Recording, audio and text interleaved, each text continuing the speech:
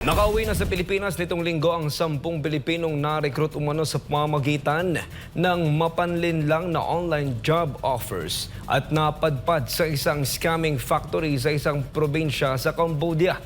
Tunghayan natin ang iba pang detalye ng balita mula kay Cherry Light. Matapos ang 9 na oras na biyahe mula sa Odar Minche Province sa Cambodia, dinala muna mga Pilipino sa immigration headquarters sa Phnom Penh. Dito ay agad silang tinulungan ng Assistance to Nationals team ng Embahada ng Pilipinas bago sila tuluyang napauwi sa bansa.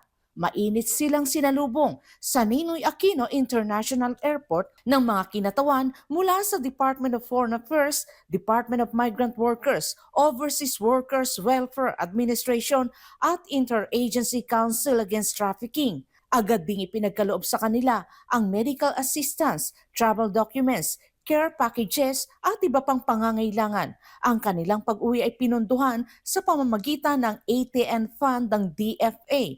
Ayon kay DFA Assistant Secretary Robert Ferrer Jr., 6 sa mga Pilipino ang personal na lumapit sa embahada noong Marso 12 para humingi ng saklolo.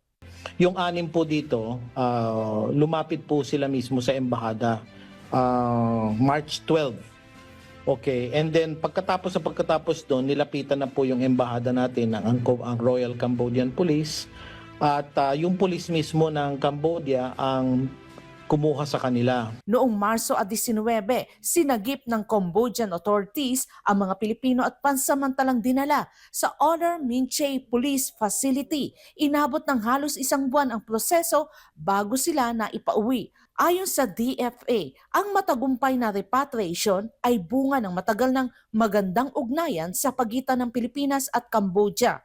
Patuloy din ang pasasalamat ng embahada sa Royal Government of Cambodia sa mabilis nitong tugon sa apela ng Pilipinas. Ngunit kasabay ng tulong ay ang babala ng DFA laban sa mga mapanlinlang na online job offers. Batay sa Embassy Advisory No. 09-2025, dumarami na ang mga kasong nauuwi sa human trafficking at exploitation dahil sa mga peke at delikadong alok sa social media.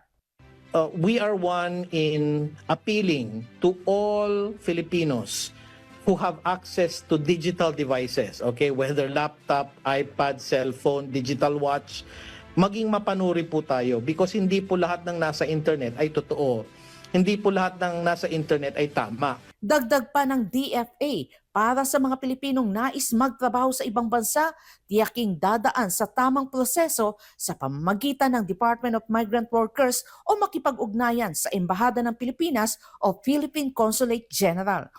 Sa kabila ng mga hamon, muling tiniyak ng DFA ang kanilang kahandaang tumulong. Ngunit panawagan ng ahensya, huwag umasa lamang sa gobyerno, maging maingat, mapanuri at makialam para hindi mauwi sa kapahamakan. Para sa Diyos at sa Pilipinas kumahal, Cherry Light, SMNA News.